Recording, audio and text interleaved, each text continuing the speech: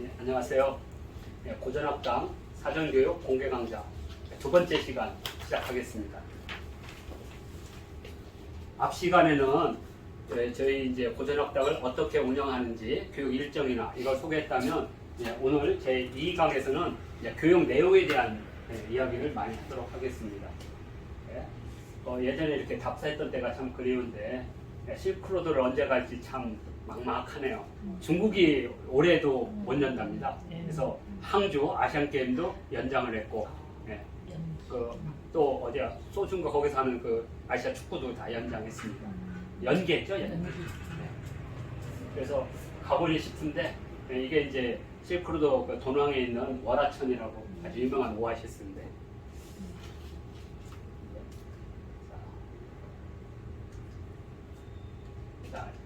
이 1차 교육과정 앞 시간에 했던 것과 똑같은 거에 바로바로 넘어가도록 하겠습니다. 자, 우리가 하는 이제 이 고전학당은 기본적으로 한자를 기반으로 하기 때문에요. 한자에 대한 공부를 좀 해야 되는데 뭐 그렇다고 한문을 공부하는 건 아니고요. 한자 중에 이런 그 스토리를 배우게 되면 한자가 만들어지는 그 원리를 이렇게 깨닫게 돼요. 그래서 한자는 이렇게 아까 말한 대로 두수라는 걸로만 우리는 배웠을 이때까지. 근데 중국에서는 요즘에 이제 두수 중심이 굳이 자의적이고 두수로 배우는 게 아니고 어떤 그 문자가 만들어진 형태. 그래서 만약에 우리 글자 중에 이런 글자들이 있거든요. 만약에 이제 이런 글자가 있다. 이런 글자가 되게 많아요. 그럼 이게 무슨 글자냐 이거죠. 이것은 상투를 튼 머리라는 뜻이거든요. 머리. 그러니까 머리와 관련된 글자는 이거예요. 그래서 이렇게 하면 이게 몸이고 이거 머리니까 이건 뭐냐? 들이민다. 저항할 때 쓰는 거죠. 항. 항. 나중에 이제 이렇게 쓰면 이제 저항이 되는데요. 그래서 항할 때 이렇게 쓰죠. 항수, 저수할 때, 우리 동방할 때, 각항, 저방, 신미기 할 때. 그래서 이 저와 항이 서로 이렇게 하고 있거든요. 그래서 저항이란 말이 생겼고. 그 다음에 요 앞에 각하고 저도 마치 이렇게 생겼거든요. 이렇게 각수 저수. 그래서 마치 이게 씨름하는 모습처럼 돼 있거든요. 그래서 각저 하면 씨름 이렇게 별자에서 오는 거죠. 그래서 이제 이런 거 하면 많아요. 뭐 이렇게 슬픈 애자라든지 오드자라든지 이런 것들 다 이걸 기본으로 하고 있거든요. 그러면 이런 글자들이 왜 만들어졌고 이런 글자들을 어떤 글자들이 쫙 만들어졌는지. 예를 들어서 손과 관련된 글자만 쭉 또 이렇게 한번 손과 관련된 글자 뭐 이런 거 손수자, 뭐 손수자, 우자 뭐 엄청나게 많아요. 우리가 상상할 수 없을 정도로 이것도 손이고 그러니까 손과 관련된 글자들이 쫙 있어요. 그러면 이건 손의 모양이나 손의 형태나 손의 어떤 행동을 통해서 만들어진 손과 관련된 글자. 그 다음에 발과 관련된 글자 하면 이렇게 이런 글자 이거 다 발과 관련된 글자들이거든요. 그러면 발로해서 움직이는 모든 행위들 이것들이 다 이런 글자들이 엄청나게 많아요. 그러면 이게 이제 쉬운 말하면 두수죠. 근데 이것을 우리는 뭐라고 하냐면 공통 분모를 찾아내는 거예요. 우리가 그 인문학에서 아이들이 똑똑하다는 건 뭐냐면 이렇게 여러 섞여 있는 것 중에서 이 관통해서 그것을 엮어서 시나리오를 만든 그걸 구성 능력이라고 해요. 그 구성 능력에 뛰어나야 되는데 한자를 쭉 하다 보면 이런 공통 분모를 찾아내게 돼요. 그러면 손과 관련된 거, 눈과 관련된 거. 그래서 눈과 관련된 건 눈목자만 있는 건 아니거든요. 이 견자도 이것도 있지만 또 하나는 이렇게 생긴 것도 있어요. 눈을 옆으로. 그러면 이것은 누워있다는 뜻을 갖고 있어요. 대부분. 그러면 이렇게 이거 손이거든요. 근데 어떤 건 풀이 될 수도 있지만 이건 손이에요. 손으로 머리를 하고 옆에 누워있다. 그러면 손으로 지랄 발광한다는 뜻이거든요. 뭐겠어요? 침대에서 저녁에 꿈몽자예요. 꿈몽자. 혼자 이렇게 하는 거. 이게 스토리예요.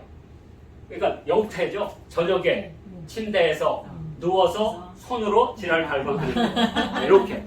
그러면 한자를 이해하는 데 엄청나게 도움이 됩니다. 왜냐하면 이게 세월이 지나다 보니까 또 모양이 바뀔 수가 있어요. 원래 예를 들어서 이렇게 달월자 하면 달월자만 있는 건 아니거든요. 고기육자도 이렇게 쓰거든요. 고기육자. 그리고 또 이렇게 예전에는 이것을 전역석이라고 봤어요. 근데 요새 새로운 문자학에서는 고기육대로 봐요. 재단. 재단에서 아이 뭔가를 이렇게 하늘에 향하는 소리. 그 뭐냐 이름이라는 거죠. 아이가 태어나면 제일 먼저 사당에 가서 조상님한테 이렇게 바치는 거. 그게 명이라는 거. 그게 이름이라는 거죠. 근데 우리는 이렇게 해석했죠. 저녁 때 사람 얼굴이 보이지 않기 때문에 부르는 거라고. 그러면 이건 뭐냐면 이름은 그냥 개똥이라는 뜻이에요. 그건. 그런데 이게 재단에서 조상한테 한다 그러면 함부로 부를 수 없는 이름이라는 게 되죠. 왜? 우리가 고전을 공부하다 보면 명과 자가 있는데 자라는 것은 불안하다는 뜻을 갖고 있거든요. 자식들이 불안하다. 그래서 자자 하면 불안하다 불안하다는 뜻이에요. 그러니까 여기서 자과 하면 과일이 늘어나다는 뜻이에요. 과일밭이 늘어나다. 재산이 늘어나다 이런 뜻을 갖고 있어요. 자 그러면 왜 이름과 자가 생기냐 이거죠. 이름은 신성하기 때문에 부를 수 없기 때문에 어느 정도 되면 이제 보통 7살 넘으면 자를 주는 거죠. 그래서 이름과 거의 같게 앞으로 인상을 이렇게 살아서 이름에 거의 빗댄 자를 만들어줘요. 그러면 이 명이라는 이것이 지금 현재 그 문짝에서 말하는 전역석이 아니고 고기육이라는 거. 이걸 우리가 알 수 있다. 그럼 고기육이라는 거 어떻게 알 수 있냐? 이걸 알 수 있잖아요. 전역이 많아서 많을 따겠어요? 수풀리와 똑같은 거예요 이게. 나무가 2개이기 때문에 숲이겠어요? 2개는 많다는 뜻이잖아요. 많다. 많다. 마찬가지로 이것도 고기육에서 나온 거라는 거죠. 이렇게 이제 중국의 문짝은 이런 거예요. 요즘에 이제 새로운 그 발굴을 하면서 이제 문헌적으로 예전에 했던 그 선학들 했던 이 설문회자라는 설명에 빠지지 않는 거. 왜냐하면 이것을 뭐라고 하냐면 동아시아에서는 선학이라고 해요. 선학. 옛 선배 그 학자분들이 만든 것을 절대로 바꾸지 않는다는 선학론이라고 해요. 근데 이제 요즘 중국의 새로운 이것은 후학론이에요. 선학이 다 맞지는 않는다. 틀렸다. 그러니까 문짝도 새로운 형태로 해석을 하겠다. 그래서 예를 들어서 이제 우리가 공자가 선학론자라면 순자가 후학론자라고 합니다. 그러니까 후학은 후대에 의해서 변할 수 있다라는 걸 전제로 하는 거예요. 그래서 이제 중국에는 이렇게 공서들이 많이 나와 있어요. 제자벽가라든지 이런 것들. 그래서 공부하는 데는 큰 어려움이 없는데 저 같은 학인한테는 전혀 공부하는 데 어려움이 없는데 이걸 어느 세월에 다 읽겠어요. 그러다 보면 이런 한자의 원리들을 배우게 될 겁니다. 예를 들어서 뭐 집가라는 거, 집가라는 것은 우리가 뭐 바로 제주도에 돼지 그러면 이게 그냥 어떤 사람이 이렇게 얘기하잖아요. 집집마다 돼지를 키웠다? 거의 불가능한 일이라고 그랬잖아요. 이 집가 속에는 뭐가 있냐면 가문이라는 뜻이 있는 가. 이게 집단이라는 뜻을 갖고 있는 집단. 집단. 그래야지 우리가 수신제가를 그렇게 이해하는 거예요.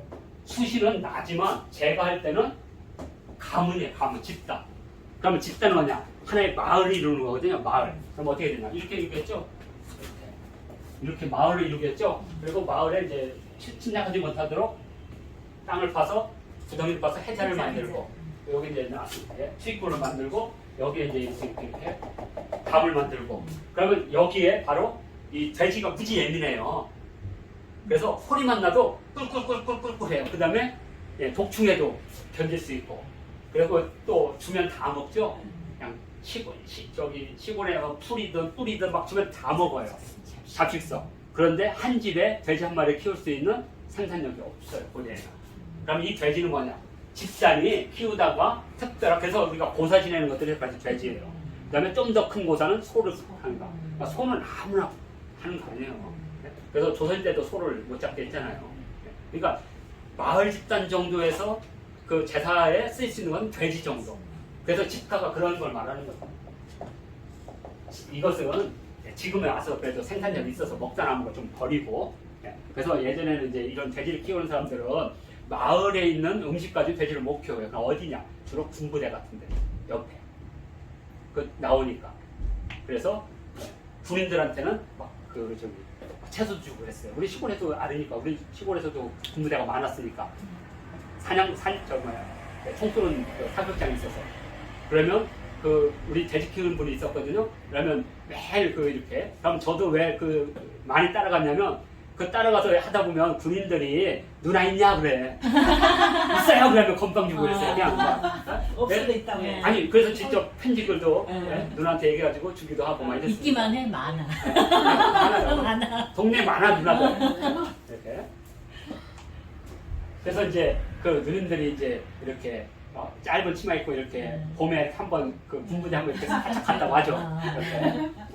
하여튼 그래서 이게 집단이 그렇게 돼지를 키울 수 있는 정도도 집단이에요. 그래서 우리가 수신 제거할 때도 그 가. 그리고 공자님을 따르는 집단이 유가. 그다음에 한비자 같은 사람은 법가. 그래서 그 가라는 게 집안을 말하는 게 아니에요. 집단이라고 항상 생각하셔야 돼요. 집단이기 때문에 돼지를 키울 수 있는 거예요. 돼지. 시골에서는 돼지를 못 키워요. 좀 생산력이 낮은 마을은 어떻게 하냐? 개를 키워요. 장에 가서 개를 한 5마리 강아지를 사와. 그래서 막 키워. 그래서 키운 후에 이제 주로 이제 7월 7석 되면 농사 짓고 이제 잠시 쉬는 날 개 잡아요. 마을에 매단이라고 있거든요. 매단. 신성한 탕. 거기서 솥단지 걸어놓고 게 잡고 끓여 먹는 거죠. 제가 설명을 많이 했을 거예요. 우리 집에서도 그 개를 키웠다가 그 개를 이렇게 가니까 저 개고기 먹는 이건 다 X다. 저녁이 돼서 뽀록해서 이제 엄마가 불러주기 막 그랬죠. 엄마가 부르니까 그냥 가서 그렇게 맛있게 먹었죠. 그게 이제 바로 이런 집가에서 나타나는 겁니다. 그래서 집 밑에 돼지가 있는 것. 그래서 우리나라에서는 이런 집단에서 돼지 키우는 모습은 사라졌지만 지리산이나 이런 데는 아직도 남아있는. 그러면 집가라는 게 그런 돼지를 키우는 건축물 또는 돼지를 키우는 마을 이렇게 이해를 해야지 간을 이해할 수가 있습니다.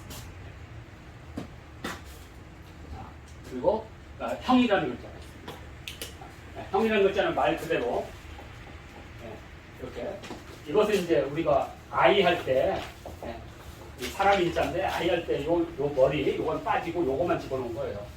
그래서 우리가 볼결자도 이렇게 하면 사람이라는 뜻이거든요. 이렇게 사람. 그래서 예를 들어서 이렇게 하면 이것은 무해가 불이라는 뜻이에요. 불.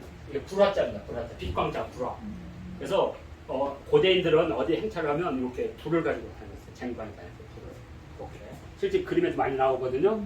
그래서 햇빛을 받아서 이렇게 오목그릇을 해서 불을 만드는 사람. 이게 광이에요. 이제 불은 이제 이 불은 그냥 우리가 그냥 늘 쓰는 불이고요. 뭐 이렇게 이런 불들 4개가 있는 불 다 의미가 있습니다. 그래서 이 빛광 찰 때도 요거 지금 요거 사람 밑에 들어가는 거. 형은 분명히 뭔가 하늘을 향해서 벌리고 있는데 이게 얼마나 중요한 글자냐. 고구려에만 있는 관직이죠. 대형, 소형, 중형. 중국에도 없어요. 그럼 왜 이런 관직이 생기느냐? 이것은 그러한 예법을 가지고 있는 지역에서 고구려가 출발했기 때문에 그렇다고 보는 거죠. 그래서 중국 학계에서는 전광림이라는 사람이 요한문명에 이제 처음으로 박사학위를 받은 사람이에요. 요령 사범작에서. 근데 그 사람은 그 그러니까 고대 예법의 진원지가 우리 고조선이라고 보고 있어요. 그런데 그것을 증명해야 되죠. 한자로. 그게 바로 축이라는 글자였습니다. 왜 축의 형이 있냐 이거죠. 이건 재단이라는 뜻이죠. 재단 앞에서 하늘을 향해서 비는 사람, 마디가 되겠죠. 그래서 형이라는 글자가 무지 중요하다는 거. 그래서 이 형이라는 사람은 요즘 말하면 신전의 사제들이죠. 그리고 이제 그 신전에서 이제 사람들을 가르치고 하는 사람들은 사가 있는 거예요. 사. 형은 관직이고 사는 사 중에 형이 생기는 거겠죠. 그래서 이 사 중에 제일 똑똑한 사, 그걸 박사라고 불렀죠. 박사. 그래서 이 사람들이 이제 기술이나 이걸 가르치는 사람이겠죠. 여성들은 재래에 참여하는 사람이고 남자들은 기술을 가지고 있는 사람. 그래서 이 사람들이 돌아다니면서 그 기술을 전수하고 새로운 기술을 전파하는 사람이다. 그래서 그런 사람들을 우리가 뭐라고 하냐면 제비라고 불렀던 거죠. 있고 나중에 이제 제비 연자하고 연결됩니다. 우리가 잔치할 때 연자 쓰거든요. 이렇게 제비 연자 쓰거든요. 다 같은 글자라고 보시면 됩니다. 하늘을 향해 무엇을 기원하는 사람. 그럼 이것이 우리가 그 고대 이제 인문학에서 나오는 관직과 다 연결돼서 이렇게 설명이 되는 거고요. 축이 있으면 당연히 복이 있겠죠. 그래서 복은 이렇게 쓰죠. 그러면 이 복은 이렇게 생긴 거거든요. 술단지입니다. 술단지. 술단지. 술입니다. 술. 내려오는 게. 그래서 복은 술을 말하는 거예요. 그러면 이 술단지에서 뭐가 생기냐면 바로 부자란 말이 생기죠. 풍부하다. 넉넉하다. 이건 집안이 개인적으로 부유하다는 게 아니라요. 한 마을이 풍부하게 술을 만들 정도의 생산력이라는 뜻입니다. 그러니까 우리가 부유하다는 것은 부자라는 의미가 아니라 술을 빚을 만큼, 먹고도 술을 빚을 만큼 넉넉한 생산력을 가진 집단. 그래서 그걸 국부라고 불렀던 거예요. 국부. 국부. 그래서 나라가 생산력이 느는 거죠. 그러면 국부하면 미는 뭐냐? 민원이라고 불렀죠. 국부민은. 그래서 백성 한 명 한 명이 이것은 이제 원래 임산부예요. 원래 임산부인데 이제 은이 요즘 말하면 뭐냐면 넉넉하다, 번영하다는 뜻을 갖고 있어요. 그래서 아이를 낳는 부자자들이 많은 사이가 번영한다는 뜻으로 번영하다 해서 은이란 말 씁니다. 우리가 은나라 할 때 이렇게 그래서 이 형을 통해서 그런 이제 글자들 다 배우는 겁니다. 축복이라든지 이런 것들 다 여기서 다 글자 생깁니다. 그래서 이제 나중에는 이제 이 시자를 배울 텐데 시자 이 시자도 무지 중요한 글자거든요. 이렇게 재단 고대 제사의례의 시설물과 행위인데 중국의 문자학자 중에 그래도 양심적인 문자학 중에 강은이라는 문자학자가 있습니다. 그 강은이라는 사람이 뭐라고 했냐면 이 시는 고인돌이다. 이 사람은 유일하게 석궁 고인돌이라고 했어요. 이 사람은. 그래서 이 시는 고인돌 그러니까 재단인데 나무를 이렇게 재단을 만든다는 것은 이렇게 오래 가지 못하는 거죠. 근데 돌은 오래 가잖아요. 그런데 이 시자와 같은 시설물로서 재단 형태를 갖춘 것은 고인돌뿐이 없어요. 현재까지 동아시아에서. 그래서 이제 시라고 보는데 이 모든 글자는 다 시하고 관련돼 있죠. 특히 이제 이 번개, 이거 번개거든요. 번개를 이렇게 보면 하나님 신자가 되죠. 이게 보이면 하나님 신. 그런데 이제 지금은 귀신 신이라고 하지만 원래는 하나님 신자입니다. 무지 중요하죠. 그래서 예전에는 제일 직급이 높은 사람이 번개, 그 다음에 천둥 순서가 있죠. 그 다음에 바람, 풍백, 우사, 운사, 그 위에 내공이 있잖아요. 그러니까 제일 위에 번개, 천둥, 그 다음에 바람, 비, 구름 순서가 있는 거죠. 그래서 예전에 중국의 상나라, 은나라 소금천씨는 바로 이러한 이 계절의 변화로 관직을 삼았다는 기록들이 있습니다. 이런 걸 통해서 역사와 연결하는 거죠. 그래서 여기 보면 전부 다 이 시자와 관련되어 있고요. 이 시자는 높은 사람이 아랫사람에게 내리는 글자입니다. 그래서 항상 이렇게 전시후세란 말을 항상 씁니다.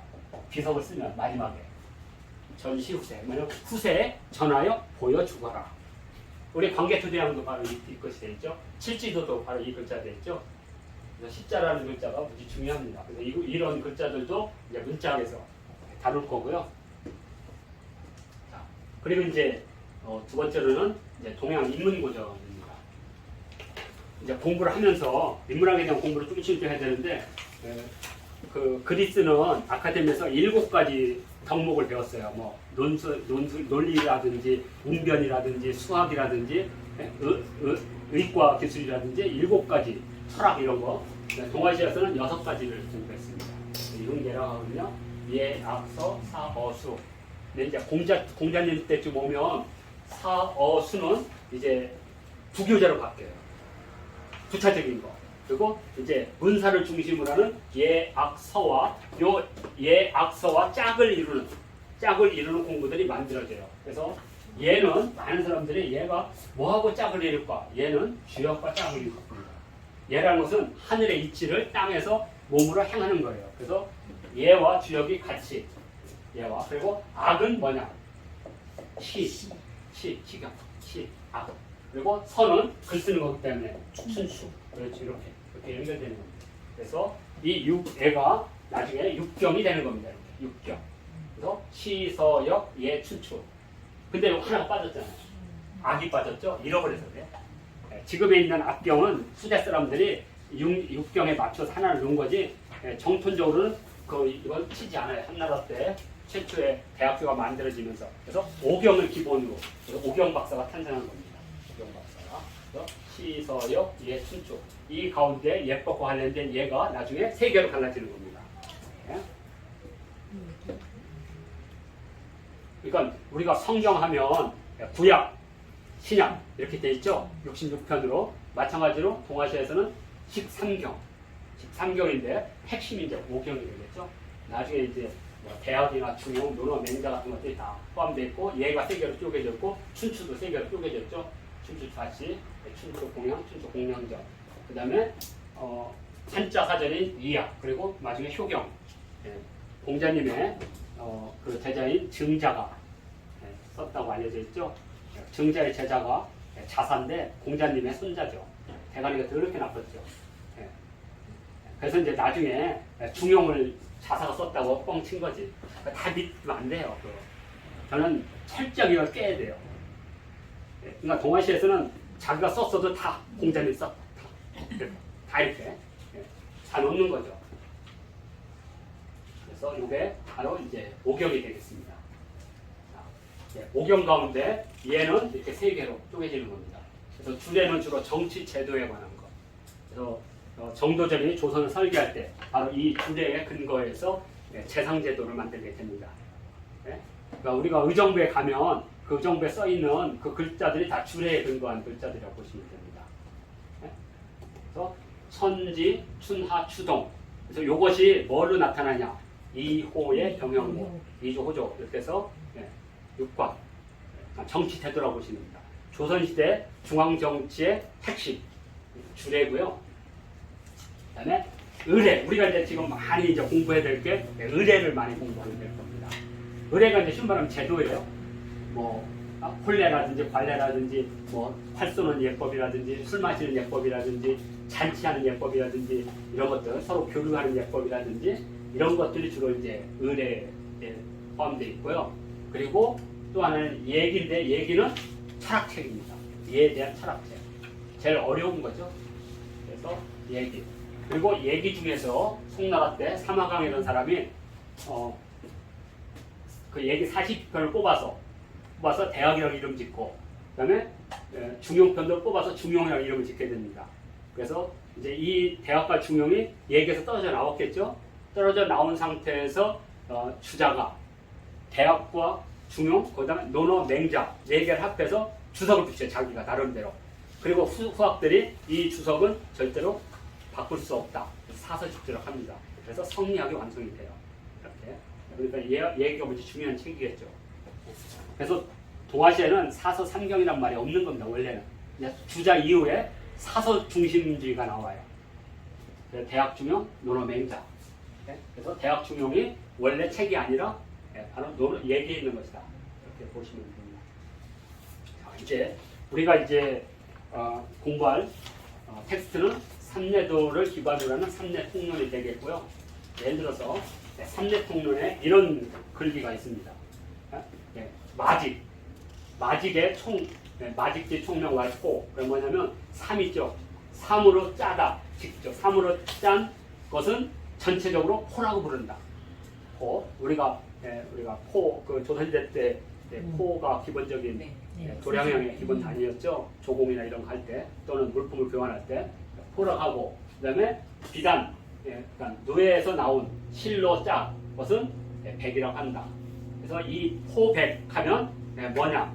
저기 결혼할 때 쓰는 결혼할 때 특별히 패백할 때 돈과 이 백을 이건 서민들이 그냥 일반적으로 오시고 이건 정말 귀한 거기 때문에 그래서 이렇게 포백 이런 식으로 고대의 예법들의 이것을 전부 이런 식으로 다 표현합니다.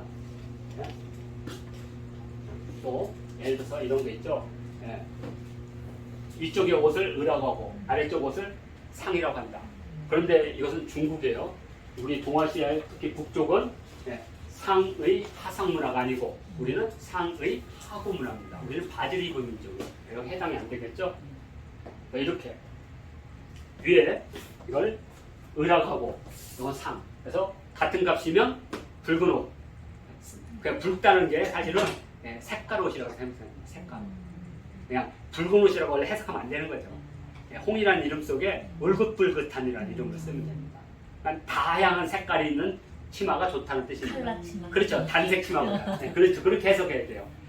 그러니까 한자를 해석할 때 그 글자를 천자문에서는 붉은 홍 이렇게 해서는 안 됩니다. 음만 다 요즘으로. 그래서 이게 이제 상의 하상이죠. 그런데 예복 결혼이나 임금명 할 때는 이렇게 남자 예복은 의여상분 이렇게 우덕과 아래 옷을 다르게 이게 예법이라는 거죠. 그 다음에 여성 부인지 예복은 의여상면 이렇게 다 연결되는 거.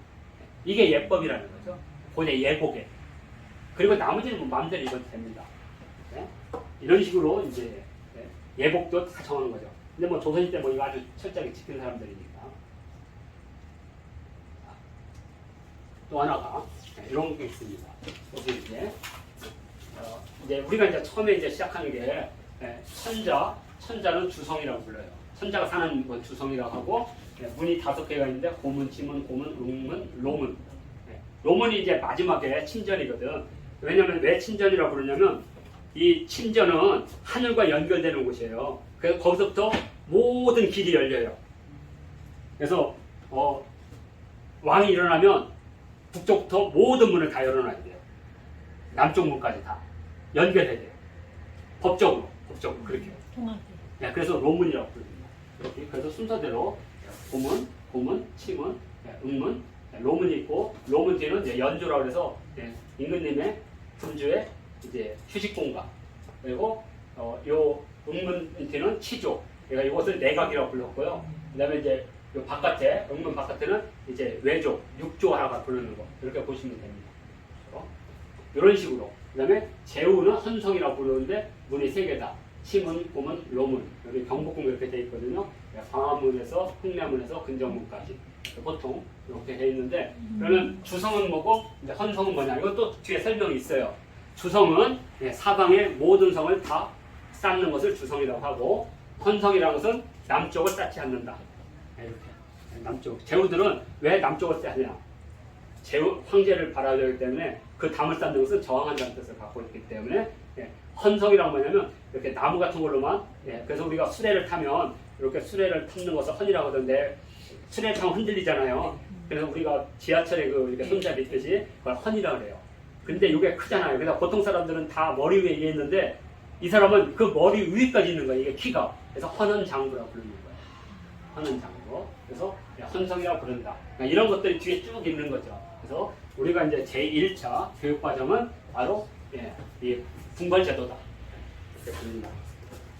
여기 저희 고치고응로에서 이 글씨하고 이 그림에 가운데 고문하고 치문하고 바뀌었는데 이 문자가 맞는 걸까요?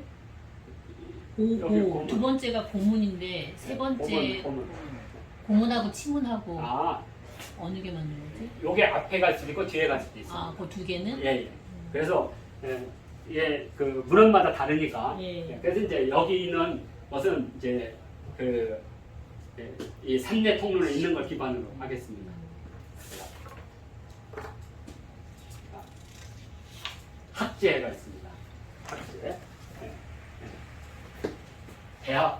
대학은 교회에 둔다. 그래서 우리도 이제 성균관이 없어서 교회에 있는 겁니다. 뒤에 왕성 바깥에 두면 왕성 바깥에. 근데 천자는 벼공이라고 하고 벼공이라고 하면은 갇혀서 둥글다는 뜻이에요. 갇혀서 둥글다. 섬처럼 돼 있는 여기 갇혀 있죠. 그래서 문이 3개가 있는 겁니다. 다리가 3개. 그래서 둥근 물을 두는 것은 바로 그 공부하는 사람이 그 먹물 있잖아요. 그거 필요하기 때문에 물을 상징적으로 두는 거죠. 이렇게 두고 반은 어울린다는 뜻으로 딱 반이라는 뜻입니다. 물이 반이다. 그래서 이렇게 반공. 그래서 물이 하나죠. 우리 성공관이 이제 반공에 해당됩니다. 그래서 제우는 반공이라고 한다. 그리고 이제 설명들이 다 있죠.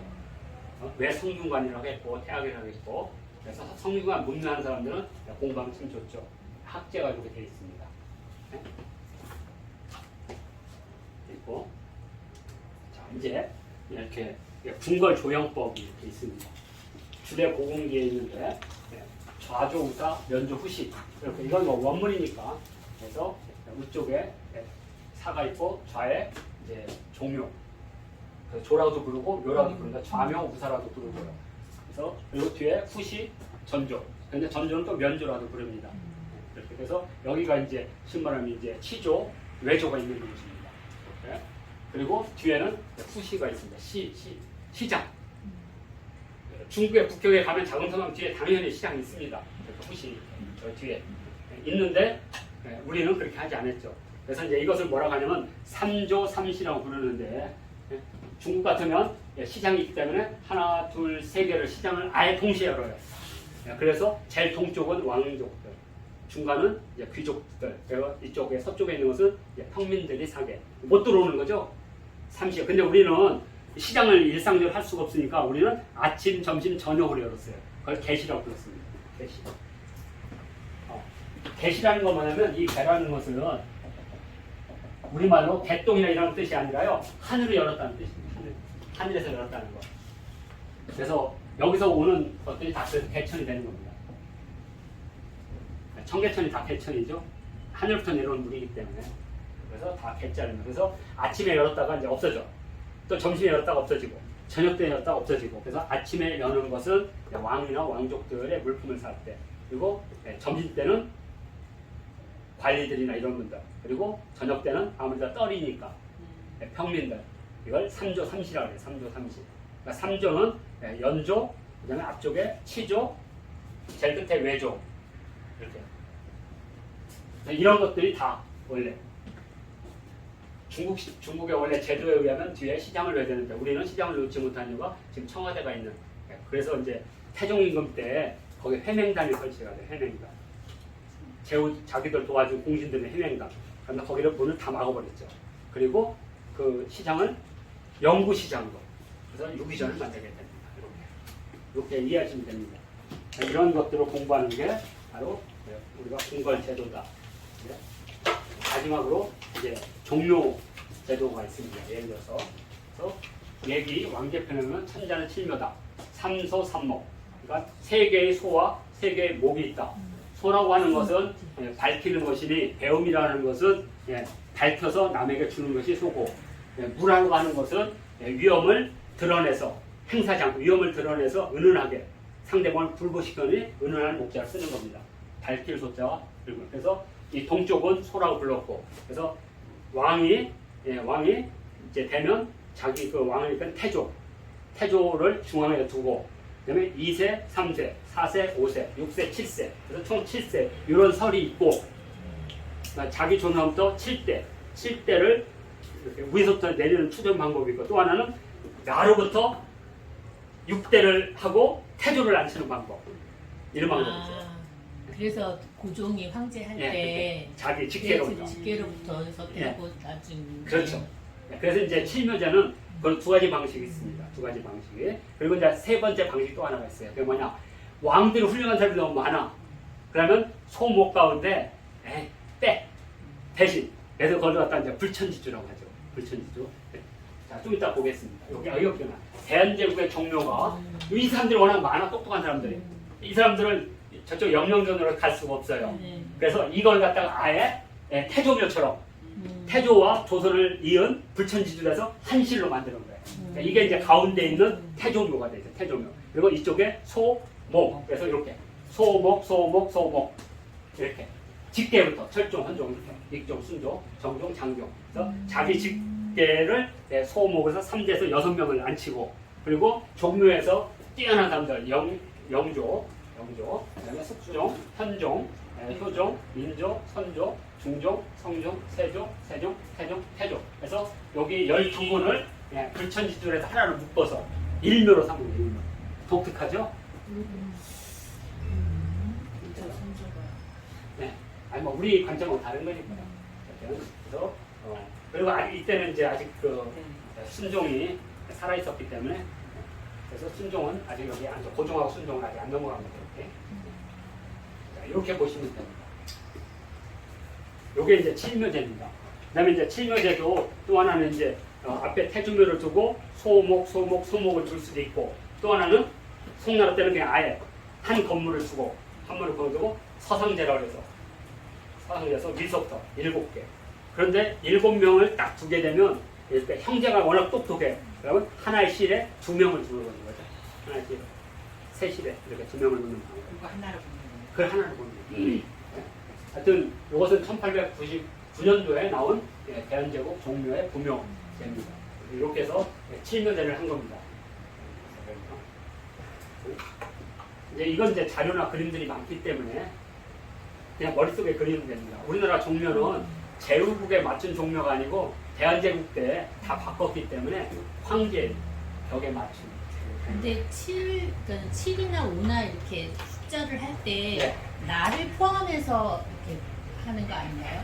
내가 뭐 3대다 그러면 나를 포함한 자기는 아직 안 1, 죽었기 2, 때문에. 3, 아 그런 거예요? 네, 자기는 아직 안 죽었기 때문에 못 가는 거죠. 근데 저기 할 때 그 어디 태조는 건국자는 아니 자기 태조가 하나잖아. 자기를 하면서 위에 모깃도환을 4명만 4명 네 명에다 맞추더라고. 자기 포함해서 5대로 나중에 이제 자기가 태조가 돼야 되니까 네. 네, 거의 비어 있는 거죠. 아, 헷갈려. 아니 안 헷갈립니다. 네. 그냥 먼저 4개를 먼저 모셔. 네. 왜냐면 종묘 다 그냥 모셨으니까. 네. 그래서 최초의 종묘가 저쪽에 개성에 있었잖아요. 네. 그때 4명만 모셨던 네. 거죠. 그러니까 자기가 죽기 전인데도 자기를 포함해서 5대인 거잖아요. 예, 그렇죠. 근데 여기는 왜 나를 제외하고 7대야? 아, 포함해서 태조만 예외예요. 예외. 예. 그리고 이제 나머지는 이제 태조는 당연히 이제 가운데. 근데 이제 어떤 것은 이제 태조가 들어가지 않고 시조가 들어갈 때가 있어요. 그 뭐냐, 제후들은 태조가 없으니까 시조를 가운데 넣는 거죠. 시조. 그리고 이제 유명한 분들 이제 두 분씩 해서 이제 오묘제. 그런데 또 고래법에 의하면 천자 오묘제가 또 따로 있어요. 천자 칠묘제가 아니라. 시대마다 변하는 거니까. 북경에 이제 태묘가 이제 이 안에 들어가면 칠묘제. 이건 이제 그냥 청나라 때 만든 종묘 제도니까 안에 들어가면 우리 종묘처럼 7분 모셔 있는 칠묘제를 합니다. 이런 식으로 이제 종묘 제도에서도 이제 배울 수가 있습니다. 또 이제 후금이 세워졌을 때 거기는 또 오묘제를 썼어요. 황제를 선포했는데도 오묘제. 그건 고래법에 오묘제도 있고 칠묘제도 있기 때문에 그렇습니다.